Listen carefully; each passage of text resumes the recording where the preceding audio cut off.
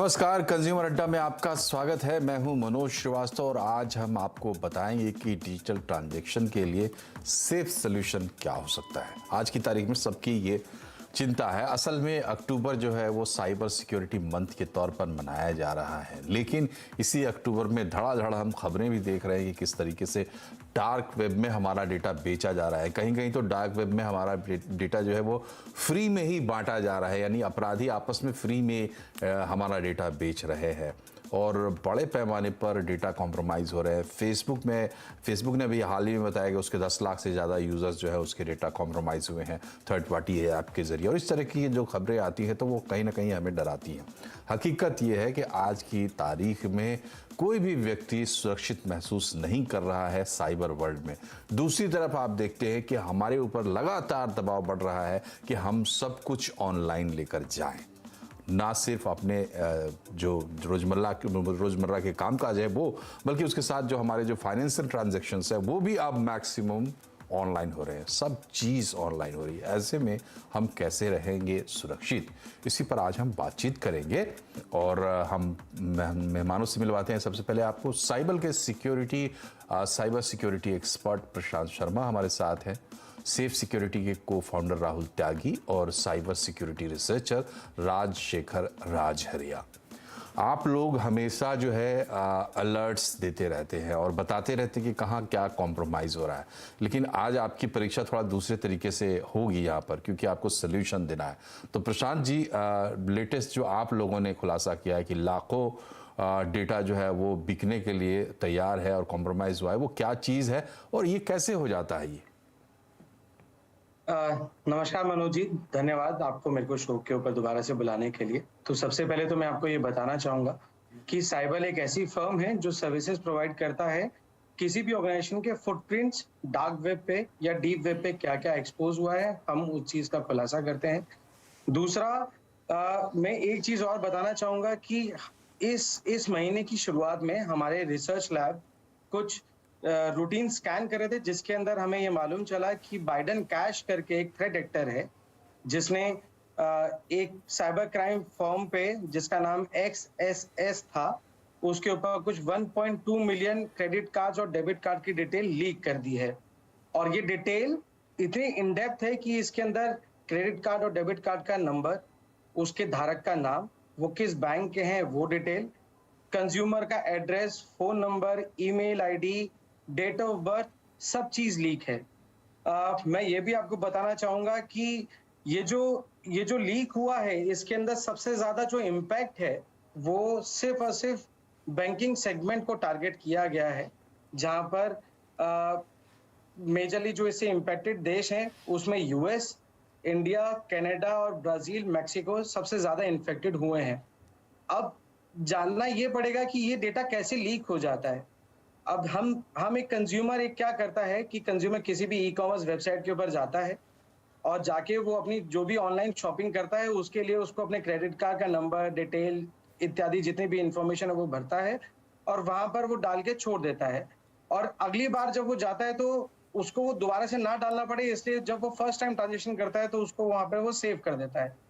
इस तरह की वेबसाइट जो हैक्ड वेबसाइट होती हैं, उसके अंदर कुछ मालवेयर स्क्रिप्ट रन करी जाती हैं, जिससे वो चेकआउट वाला पेज जहां पर हम बैंकिंग ट्रांजैक्शन कर रहे हैं उसमें जितना भी आपने डेटा भरा है वो सब लीक हो जाता है।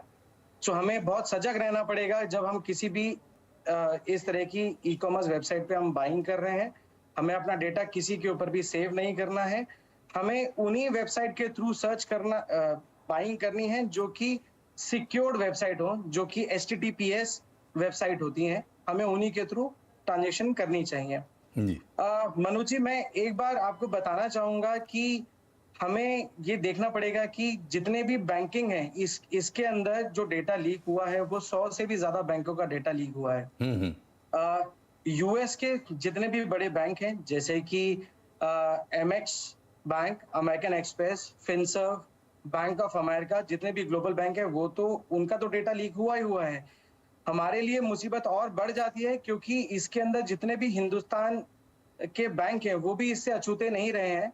मैंने एक लिस्ट बनाई है जिसमें ये मैं आपको बताना चाहूंगा कि हिंदुस्तान के हर बैंक जैसे कि SBI, HDFC, ICICI, axis bank, PNB bank, OBC bank, bank of India, bank of Baroda, yes bank, इनमें से कोई भी अछूता नहीं रहा है। तो जितने भी कंज्यूमर हैं उनको बहुत ज्यादा सजग रहना चाहिए। ठीक है। और हमारी रिसर्च टीम ने एक रिसर्च और करके ये भी बताया है कि जो इन डेटा के जो बायर्स हैं वो और ज्यादा एक्टिव हो गए हैं फाइनेंशियल फ्रॉड को करने के लिए। जी, इसलिए कंज्यूमर को बहुत ही ज्यादा सजग रहना पड़ेगा। जी जी, ये तो ऐसे है कि जैसे उनको खबरी मिल गया और हमारे घर का नक्शा उनके हाथ में मिल गया, तो अब जो है वो प्लान कर रहे हैं कि कैसे सेंध मारेंगे और कैसे हमारे घर से हमारा माल उड़ा के लेके जाएंगे। ये है किस्सा और ये लगातार चल ही रहा है। राजशेखर जी, ये बताइए कि जिम्मेदार कौन है? क्या हम ये कह सकने की स्थिति में हैं कि फला डेटा ब्रीच में या इस तरीके की जो चीज़ें होती है उसमें जिम्मेदार कौन है? क्या हमारे पास फ्रेमवर्क है, कानून है? जिम्मेदार कौन है? और अगर हम किसी पर इल्ज़ाम लगाएं तो किस आधार पर लगाएं, दोषी ठहराएं या उसको कानून के भीतर लाएं तो कैसे लाएं? क्या है उपाय? देखिए, पिछले 2-3 साल के अंदर फिनटेक कंपनीज का काफी कंपनीज का डेटा ब्रीच हुआ है। अगर हम देखें तो पिछले 2 साल में लगभग 15 से 20 करोड़ कार्ड की इंफॉर्मेशन पब्लिक हो चुकी है। उसके बाद से आरबीआई को भी देखना चाहिए और गवर्नमेंट को भी देखना चाहिए कि जिन कंपनियों के जरिए ये डेटा ब्रीच होता है उन पे कम से कम फाइन लगाए और यूजर्स को इन्फॉर्म करे, ताकि यूजर के पास भी कम से कम इतनी जानकारी हो कि उसके पास अगर कोई इस तरीके का कॉल आता है ठगी का या फिर उसी की इंफॉर्मेशन बता के उससे ट्रांजैक्शन या ओटीपी लेने का, तो कम से कम यूजर भी उसमें अवेयर रहे। तो यहाँ पे गवर्नमेंट को, आरबीआई को कंपनी पे फोर्स करना चाहिए कि वो कस्टमर को इन्फॉर्म करे। और इन जो कंपनी है, फिनटेक कंपनीज है, अगर इनका डेटा ब्रीच होता है और इस कंडीशन में होता है कि उनके पास कोई साइबर एक्सपर्ट ना हो या फिर साइबर सिक्योरिटी में उनके पास कोई एम्प्लॉई ना हो, तो उस कंडीशन में या तो उनका लाइसेंस कैंसिल किया जाए या फिर उन पे काफी अच्छे फाइन लगा के फ्यूचर में उनको मॉनिटर किया जाए। लेकिन पिछले 1-2 साल में ऐसा अभी तक तो शायद हुआ नहीं है। गिनती का कुछ एक आध कंपनी के ऊपर इन्होंने फाइन लगाया होगा, वो भी बहुत कम लगाया है। लेकिन हाँ, अब जो आरबीआई ने एक नई इसमें स्टार्ट किया है जिसमें पिछले कुछ महीनों के बाद से कोई भी कंपनी है या फिर कोई भी वेबसाइट है वो यूजर का कार्ड का डेटा सेव नहीं कर सकती है। अब अगर आपको कार्ड की इंफॉर्मेशन सेव करनी होगी तो वो एक टोकन, अगर सिंपल लैंग्वेज में समझें तो एक टोकन सेव होगा, न कि पूरा कार्ड का नंबर होगा। तो उस कंडीशन में अगर डेटा लीक भी होता है तो कस्टमर की इंफॉर्मेशन, वहां पे कार्ड की इंफॉर्मेशन लीक नहीं होगी। जी, तो ये अच्छी बात है कि आरबीआई ने जो कदम उठाया है टोकनाइजेशन का, जिसकी बात राजशेखर कर रहे हैं।